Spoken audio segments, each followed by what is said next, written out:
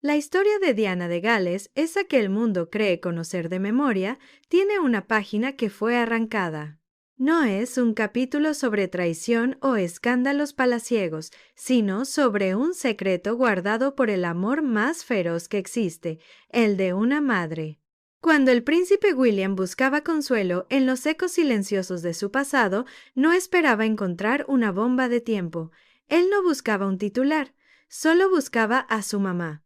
Pero en una habitación olvidada, una simple caja de madera se convirtió en el epicentro de un terremoto que sacudiría los cimientos de la corona. Dentro, la caligrafía de Diana confesaba lo impensable, el nacimiento de una niña, una hermana que William nunca supo que tenía, nacida en secreto no por vergüenza, sino para ser salvada. Salvada de la misma maquinaria de poder que aplastó a su propia madre. Ahora, esa verdad ha vuelto y amenaza con derrumbar el trono que Camila tardó una vida en alcanzar, porque un fantasma del pasado no solo puede romper el corazón de un hijo, puede quebrar una corona para siempre. La princesa Diana es una tragedia contada 1000 veces. La princesa triste, la joven rota, la reina de corazones atrapada en una jaula dorada. Pero esa historia, por más desgarradora que sea, está incompleta. Le falta una página, la más importante, la que fue arrancada y escondida no por vergüenza, sino por el acto de amor más feroz y desesperado que una madre puede cometer.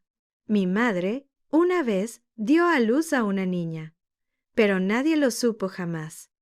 Ni mi padre, el futuro rey. Ni la familia real, esa maquinaria implacable que todo lo ve, y ni siquiera yo, hasta ahora, sé lo que estaréis pensando. Otro escándalo. Otro titular sensacionalista para alimentar a la prensa que tanto la persiguió en vida. Pero esto no es salseo, es la pieza que faltaba en el rompecabezas de la mujer más fotografiada del planeta. Es la clave para entender su soledad, su rebeldía y el miedo constante que se escondía detrás de esa sonrisa que enamoró al mundo. Porque este secreto no nació de una traición, sino de una sentencia, la sentencia de una institución que exige perfección y castiga cualquier desvío del guión. Imagina por un momento a esa Diana joven, descubriendo que llevaba una vida dentro de ella que no encajaba en los planes de la corona. Un latido que, para los guardianes del linaje, no era una bendición, sino una mancha, una imperfección que debía ser borrada. La historia oficial dice que Diana luchó contra un sistema, pero la verdad es mucho más profunda. Luchó para proteger una vida, para salvar a su hija de convertirse en lo que era ella, una pieza de exhibición, un objeto de deber sin derecho a una existencia propia. Este video no es solo la crónica de un secreto real desvelado. Es la historia de un sacrificio silencioso, de una elección imposible que ha permanecido dormida durante décadas, como una bomba de tiempo esperando el momento justo para detonar, y ese momento ha llegado. Porque un secreto de esta magnitud no se queda enterrado para siempre. Tarde o temprano encuentra la manera de salir a la luz, arrastrando consigo verdades incómodas y amenazando con derrumbar todo lo que se construyó sobre su silencio. La vida de Diana de Gales no fue solo una tragedia pública, fue una vida marcada por este secreto, y ahora que ha estallado, no solo reescribirá el pasado, sino que tiene el poder de incendiar el futuro. Para entender cómo estalla una bomba así, hay que mirar a la mano que, sin saberlo, enciende la mecha, y esa mano era la del príncipe William. Cuando se topó con el último y más profundo rastro que su madre dejó atrás, no estaba buscando dinamita. No buscaba un escándalo que sacudiera la institución. Al contrario, buscaba escapar de ella. Buscaba, como siempre, un pedazo de ella que no estuviera plastificado en la historia oficial. Un eco de la mujer que el mundo entero conoció como la princesa triste, la rebelde, el ícono, pero que para él era, y siempre será, simplemente mamá. Imagínate crecer en un lugar donde el fantasma de tu madre es, a la vez, un ícono global y un tabú familiar. Sus retratos cuelgan en los pasillos, solemnes y perfectos, pero su risa, su caos, su calor humano, eso ha sido cuidadosamente archivado, guardado bajo llave como si fuera demasiado peligroso para el orden del palacio. El palacio tiene memoria, pero es una memoria selectiva, una memoria que recuerda aniversarios y deberes cumplidos, pero que prefiere olvidar las lágrimas, las crisis y las verdades incómodas. Y William, atrapado entre los engranajes de su futuro como rey, sentía esa ausencia como un hambre constante. Para el mundo, ella era una causa, una santa laica envuelta en Chanel, un titular eterno. Para él era el olor de un perfume en un pasillo vacío, el recuerdo de unas manos arreglándole la corbata, el eco de una carcajada que nadie más parecía recordar de la misma manera. La cosa es que, en la monarquía, el duelo tiene un protocolo. Hay un tiempo para llorar en público y luego un largo, larguísimo tiempo para no hablar de ello, para seguir adelante. Pero él no podía, no del todo. Por eso, en sus momentos de soledad, se convertía en un arqueólogo de su propio pasado, excavando en busca de algo real, algo que no hubiera sido pulido por los biógrafos reales ni distorsionado por la prensa. No buscaba una transgresión, buscaba un ancla, buscaba la prueba de que la mujer que él recordaba, la madre vibrante y a veces imprudente, había existido más allá de las cámaras y los discursos. Y es esa búsqueda, esa necesidad tan humana de un hijo por conectar con su madre perdida, lo que lo llevaría al corazón del secreto más devastador de todos. No era la misión de un príncipe, era el peregrinaje de un huérfano. Y estaba a punto de encontrar mucho más de lo que jamás se atrevió a buscar. Todo comenzó en una tarde gris de otoño, de esas que parecen hechas a medida para los secretos. El escenario no fue un gran salón de estado, sino una de esas habitaciones olvidadas de palacio que huelen a tiempo y a silencio. Son estancias que no salen en las visitas turísticas, llenas de muebles cubiertos con sábanas blancas que parecen fantasmas esperando algo que nunca volverá. William se había refugiado allí, lejos del peso de su agenda, lejos de las miradas de los sirvientes y de los retratos de sus ancestros que siempre parecían juzgarlo.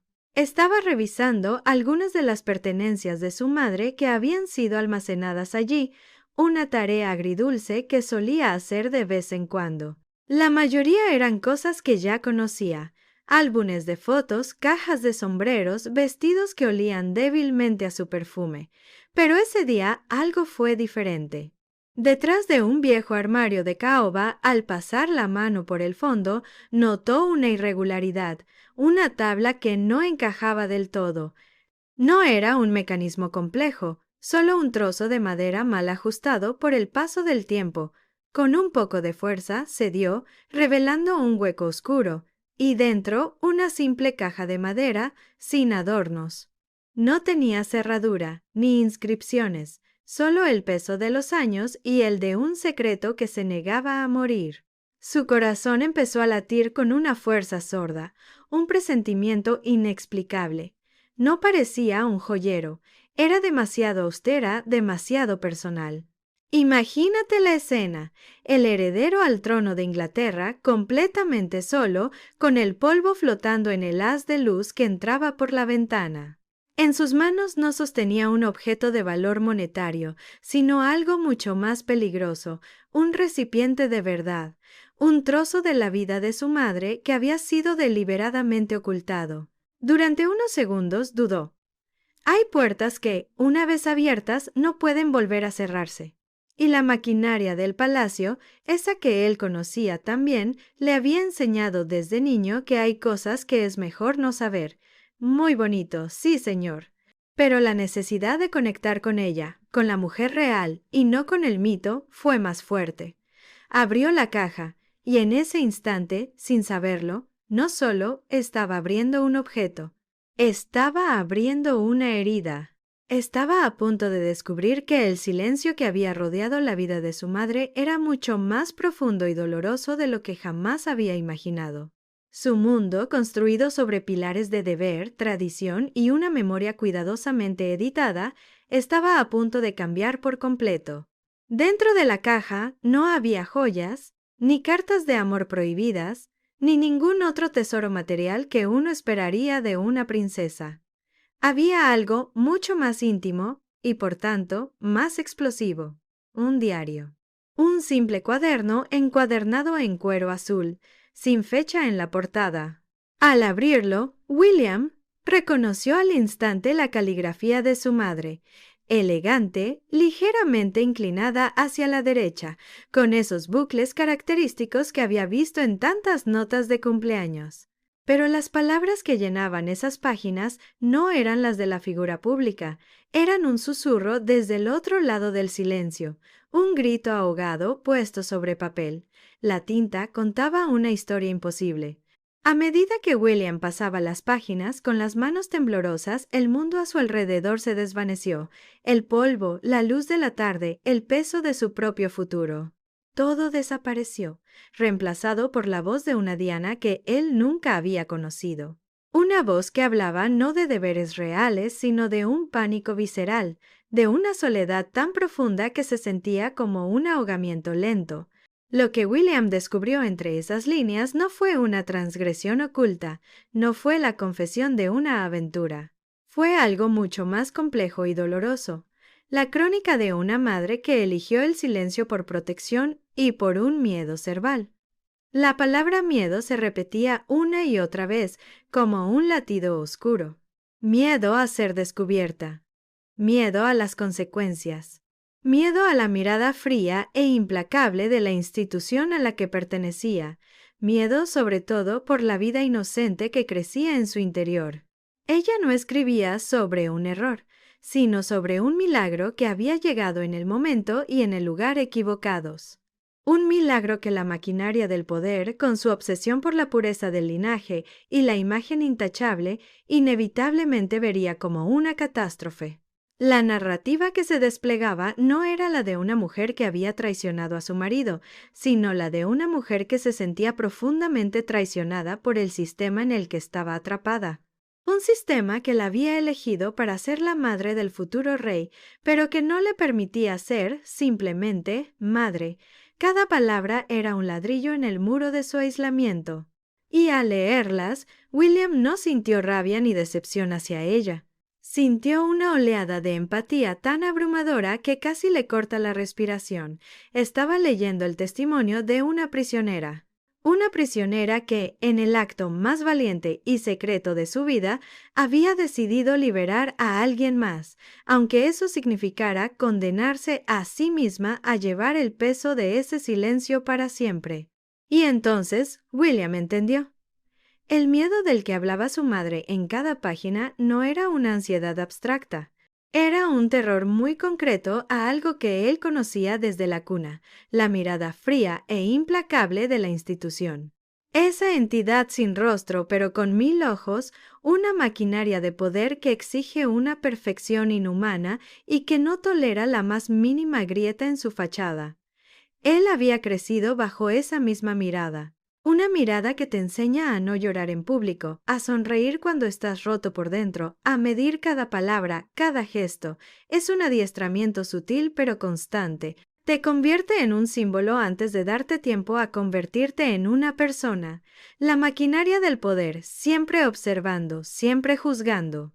Y ahora, a través de los ojos de su madre, la veía con una claridad aterradora. Veía como esa misma presión que él sentía como un peso constante, para ella debió ser una tortura. A él lo preparaban para ser rey. A ella la habían elegido para ser un recipiente perfecto, la madre de un rey, y cualquier cosa que se saliera de ese molde era sencillamente inaceptable. Y en medio de esa maquinaria, de repente apareció la imagen de una niña, una bebé envuelta en mantas, alejada en secreto para que la maquinaria no la devorara. Una hermana. La palabra resonó en la habitación silenciosa con la fuerza de una detonación. Una hermana.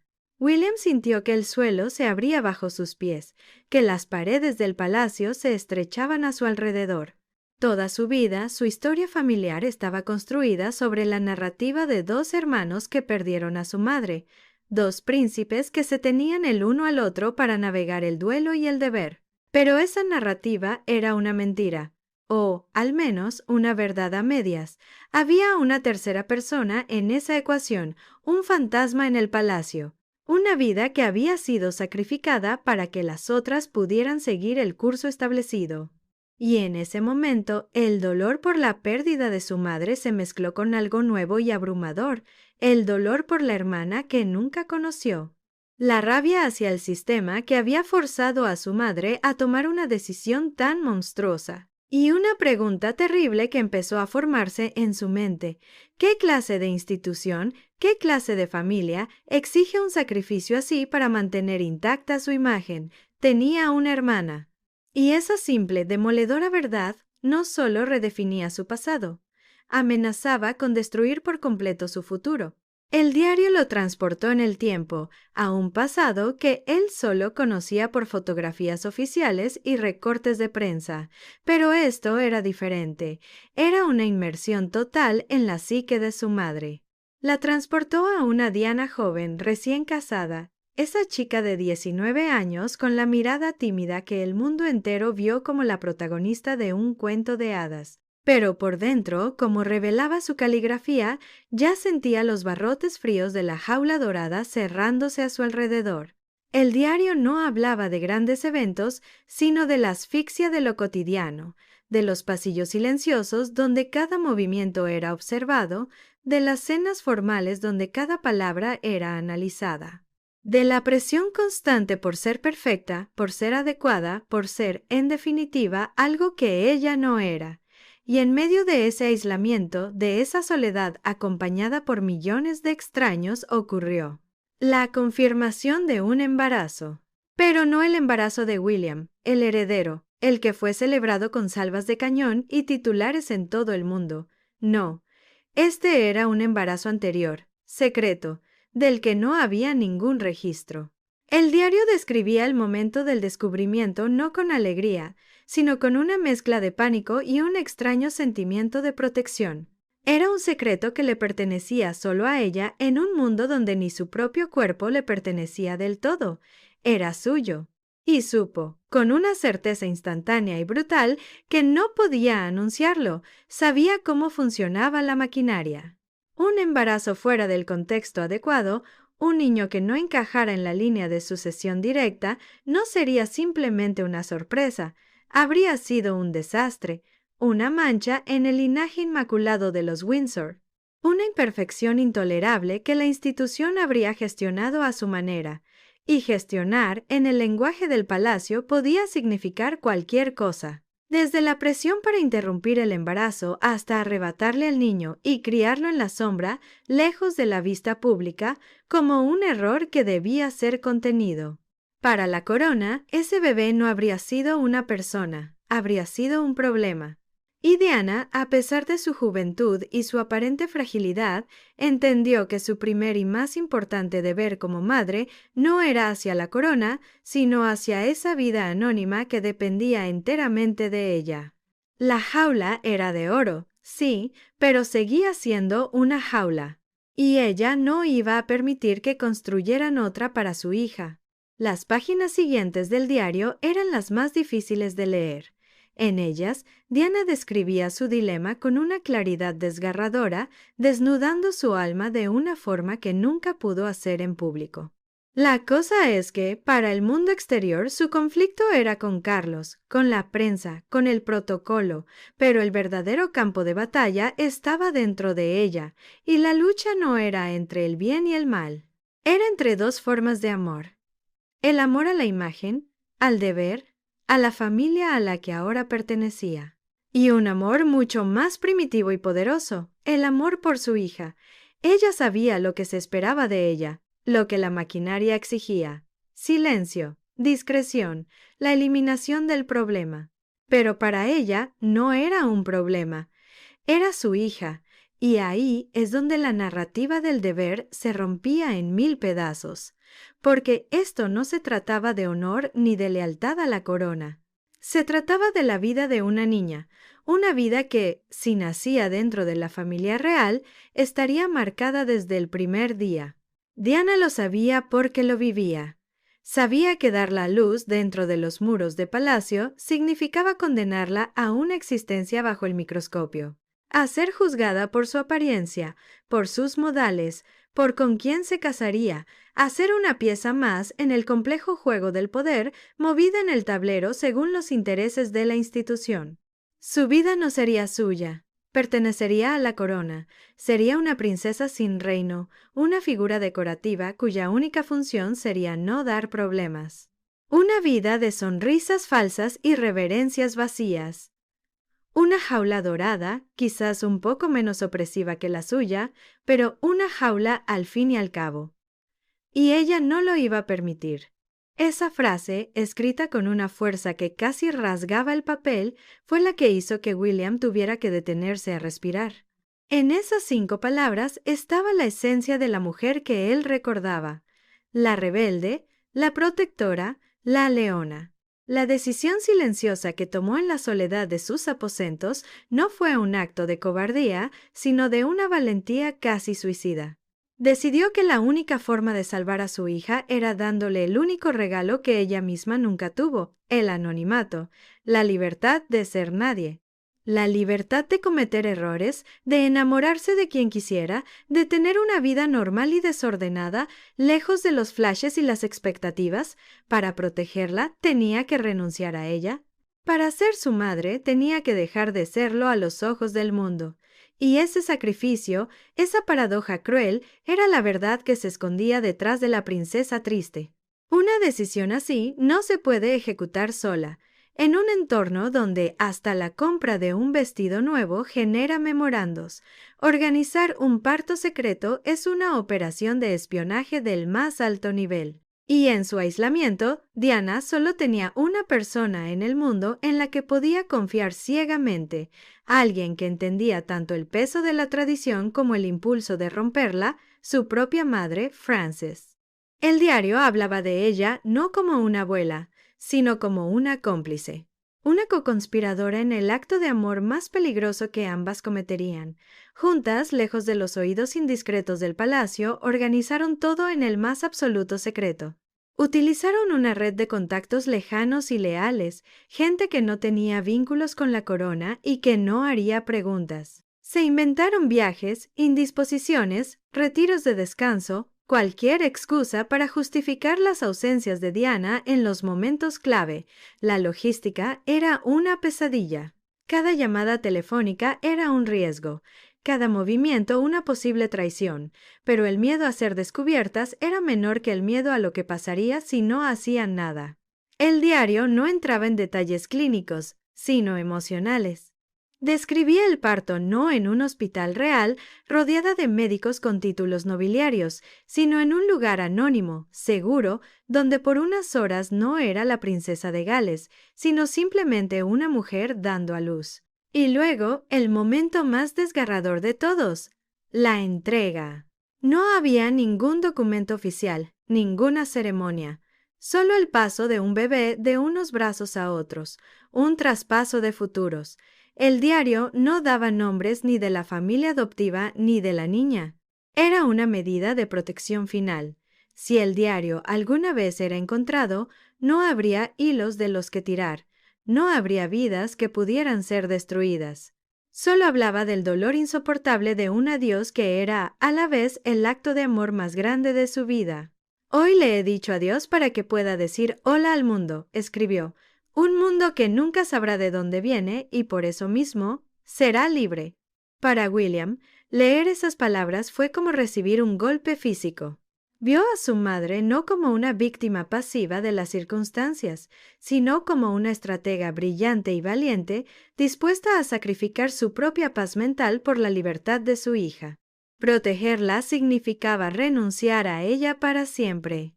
Y ese adiós sin nombre, ese acto de desaparición forzada, fue la herida secreta que Diana llevó consigo cada día, oculta detrás de cada sonrisa a las cámaras, en cada acto público. Era el fantasma personal que la acompañaba en su palacio lleno de fantasmas institucionales. El diario terminaba abruptamente, sin nombres, sin pistas, solo con el eco de un sacrificio. Pero para William, eso no era un final. era un comienzo. A partir de ese momento, su peregrinaje personal se transformó en una investigación, una búsqueda discreta y a ratos desesperada. Ser el futuro rey de Inglaterra te da acceso a casi todo, pero también te pone bajo un foco constante. No podía simplemente contratar a un investigador privado. Claro que no, guapi. Cada movimiento que hiciera tenía que ser a través de canales no oficiales, usando la red de confianza más estrecha y antigua que poseía, gente que debía su lealtad a él personalmente, no a la corona. La búsqueda no fue fácil. Era como buscar una aguja en un pajar construido hacía décadas. Los registros eran inexistentes, las pistas frías.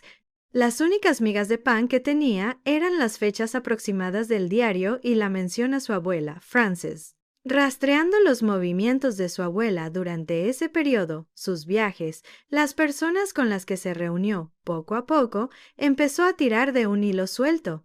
El hilo lo llevó a un pequeño pueblo costero, un lugar tranquilo donde la gente vive ajena a los dramas de la realeza, y allí a un nombre.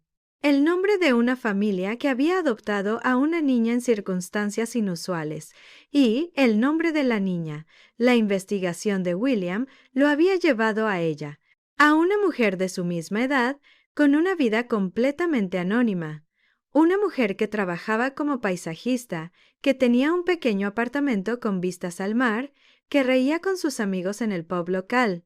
Una mujer que vivía lejos, muy lejos, de los focos y los palacios. Una mujer que no tenía ni la más remota idea de que por sus venas corría la misma sangre que la de la princesa de Gales. Mientras William leía el informe de su contacto, con los datos básicos de la vida de esa mujer, sintió un vértigo extraño. Estaba invadiendo la privacidad de alguien a quien su madre había luchado con uñas y dientes por proteger. Pero la necesidad de saber, de ponerle un rostro a ese fantasma, era demasiado fuerte. Y entonces lo entendió con una claridad que lo dejó sin aliento. El plan de su madre había funcionado. Su sacrificio no había sido en vano. Esa mujer no era una princesa esperando ser descubierta, era simplemente una persona con problemas normales, alegrías normales y una vida normal.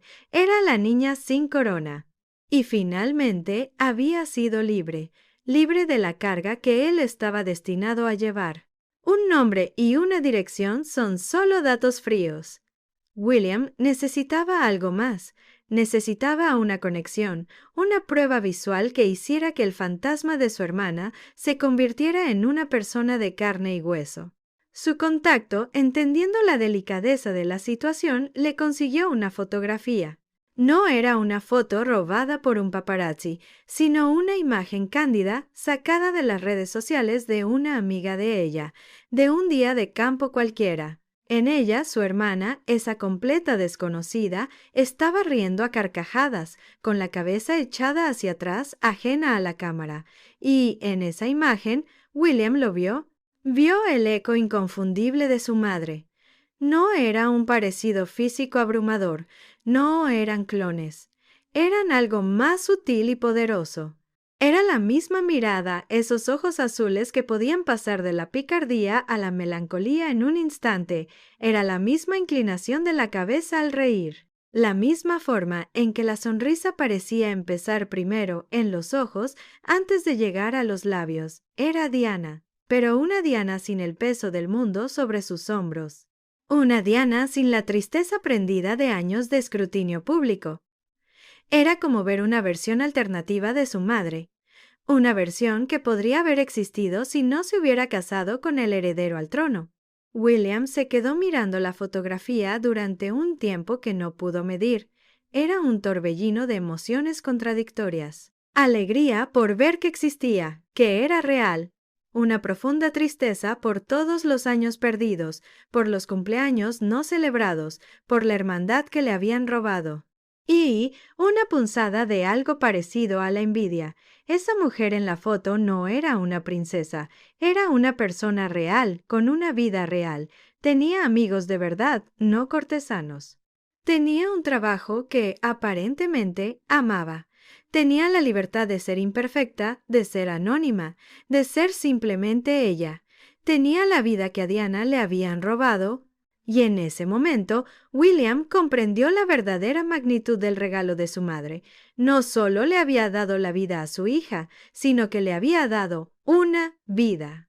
Una existencia auténtica lejos de los protocolos asfixiantes y las expectativas inhumanas. Y mientras sostenía esa fotografía, el futuro rey de Inglaterra sintió, quizás por primera vez, el verdadero peso de su propia corona. Vio en la sonrisa de esa desconocida todo lo que él nunca podría tener. Aquí es donde la historia deja de ser un drama personal y se convierte en una crisis institucional, porque este secreto no era algo que la monarquía hubiera intentado suprimir activamente. A diferencia de otros escándalos, este no estaba enterrado bajo capas de burocracia palaciega y acuerdos de confidencialidad.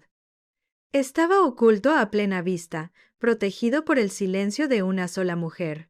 La corona no lo sabía, y eso, paradójicamente, lo hace infinitamente más peligroso. Un escándalo conocido se puede gestionar. Se puede negar, minimizar, se puede filtrar una narrativa controlada a la prensa. Pero una verdad desconocida que emerge de repente, eso es un terremoto sin previo aviso. Y ahora que ha salido a la superficie, ahora que William conoce la verdad, el secreto amenaza con desentrañar todo lo que la corona ha trabajado tan duro por preservar durante el último cuarto de siglo. Amenaza con demoler la imagen de estabilidad, la narrativa de una monarquía que ha superado sus traumas y ha mirado hacia el futuro.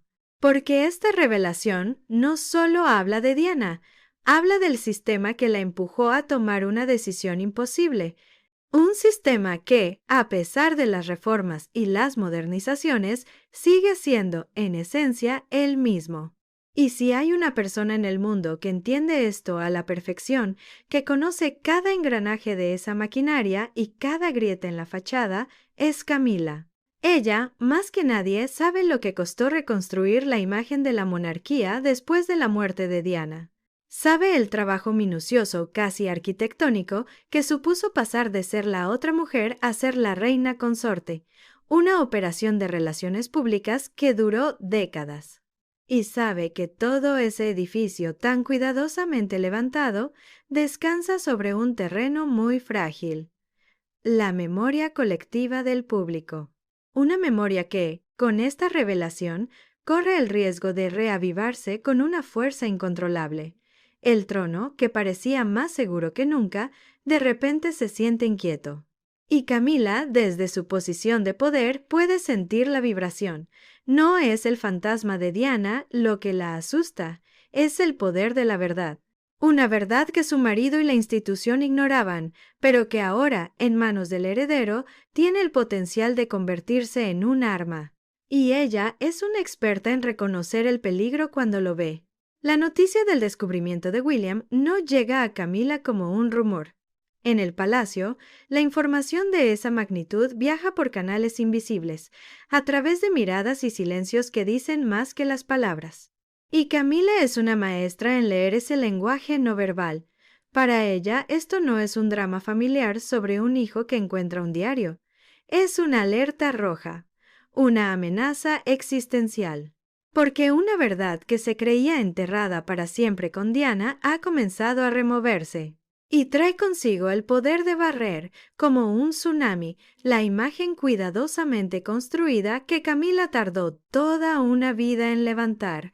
Hay que entender su perspectiva. Ella sobrevivió a una guerra mediática sin cuartel. Aguantó ser la villana en el cuento de hadas de la nación, la mujer que rompió el matrimonio del siglo. Y, pacientemente, estratégicamente, esperó. Trabajó en la sombra, moviendo los hilos, rehabilitando su imagen pieza por pieza, hasta lograr lo que parecía imposible, sentarse en el trono al lado de Carlos. Lo consiguió, ganó la partida. Pero siempre supo que su victoria dependía de que el fantasma de Diana permaneciera exactamente eso, un fantasma idealizado, una tragedia del pasado, una figura histórica. Pero esta revelación, la existencia de una hija secreta, lo cambia todo. No es historia, es presente. Le devuelve a Diana una agencia, una profundidad y una humanidad que resulta increíblemente peligrosa para la narrativa oficial. Por eso, cuando Camila se entera, no actúa en nombre de la historia, ni por sentimentalismo hacia el dolor de William. Claro que no, guapi. Actúa por instinto de supervivencia. El suyo propio y el de la institución que ahora representa. Para ella, William no es un hijo de luto descubriendo una verdad familiar, es un elemento incontrolable, un riesgo para la seguridad del Estado. Porque si esta historia sale a la luz, la gente no solo recordará a Diana, la víctima, recordarán al sistema que la victimizó, y ese sistema es el que ahora, irónicamente, ella encabeza. Se convierte en la guardiana de una imagen que sabe, mejor que nadie, que podría hacerse añicos. Su miedo no es a la verdad en sí, sino a lo que esa verdad representa, el poder imperecedero de Diana para desestabilizar la corona, incluso desde la tumba. Y la maquinaria que una vez se usó para proteger a Carlos de Diana, ahora se pone en marcha para proteger a la corona de la memoria de Diana. El juego vuelve a empezar. Así que Camila actúa, pero no lo hace con gritos ni amenazas, lo hace con el arma que mejor domina, el poder blando, la influencia sutil. Actúa para defender el trono que ahora ocupa, en medio de una tormenta pública que aún no ha estallado, pero que ella ya ve formarse en el horizonte. Su estrategia no es negar la existencia de la hermana de William. Negar algo de lo que no tienes pruebas es de aficionados. Su estrategia es mucho más inteligente, es recontextualizarlo. Convertir un acto de amor y sacrificio de Diana en una muestra de inestabilidad emocional. Enmarcarlo no como una decisión valiente, sino como la acción errática de una mujer joven y problemática que no estaba preparada para la presión de su cargo. Es una jugada maestra de la manipulación, y es repugnante. La cosa es que ella entiende el verdadero peligro de esta revelación. No se trata solo del salseo de una hija secreta. El problema es mucho más profundo, porque esta revelación no solo humaniza a Diana de una forma nueva y peligrosa, mostrándola no como un ícono de la moda, sino como una madre leona. También, y esto es lo crucial, expone de nuevo la crueldad inherente del sistema, pone el foco en la frialdad de la maquinaria. Recuerda al público que la institución, para sobrevivir, es capaz de exigir sacrificios humanos, y Camila ahora es la máxima representante de esa misma institución. Muy bonito, sí señor. La misma corona que aplastó a Diana es la que ahora descansa sobre su cabeza. Por eso, su defensa del trono es, en realidad, una defensa de sí misma. Tiene que pintar a Diana como una figura trágica pero defectuosa para que el sistema que la rodeaba no parezca tan monstruoso. Tiene que sacrificar, una vez más, la memoria de Diana en el altar de la estabilidad monárquica. El mensaje que empieza a filtrar a través de sus asesores más leales es claro, fue una tragedia, sí, pero Diana siempre fue frágil. No podemos juzgar a la institución por las decisiones de una mujer que vivía en un estado de angustia constante. Es una verdad incómoda envuelta en un papel de compasión falsa. Y con esa narrativa busca arrinconar a William, dejándolo con una elección imposible, o se une a la versión oficial para proteger la corona, o defiende la verdad de su madre y se arriesga a ser visto como el que prendió fuego al reino. La conversación entre William y Camila no es una discusión a gritos, es una guerra fría librada en un salón impecable, con tazas de té de porcelana de por medio. La tormenta se desata en el silencio tenso entre dos visiones del mundo completamente opuestas. Camila, con una calma calculada, le presenta la narrativa oficial que ha diseñado. Le habla de la necesidad de proteger la institución, de la fragilidad de la opinión pública, del legado de su padre. Le habla, en esencia, del deber por encima de todo. Le pide, sin pedírselo directamente, que sea cómplice en el silenciamiento de su propia historia familiar. Le está pidiendo que haga exactamente lo mismo que hicieron con su madre, elegir la maquinaria por encima de la persona, y mientras la escucha, William siente un déjà vu helador. Está escuchando el eco de la misma lógica que forzó a su madre a esconder a su hija. El mismo argumento del bien mayor que siempre se usa para justificar la crueldad. Y en ese momento, algo dentro de él se rompe. O, mejor dicho, algo se solidifica. La noticia de la existencia de su hermana y la estrategia de Camila para gestionarla no son dos eventos separados, son la misma herida vista desde dos ángulos diferentes. Y él se da cuenta de que no puede curar una sin enfrentar la otra. La primera orden de Camila, su primer instinto, es el de siempre: contener, silenciar, proteger la institución, cueste lo que cueste.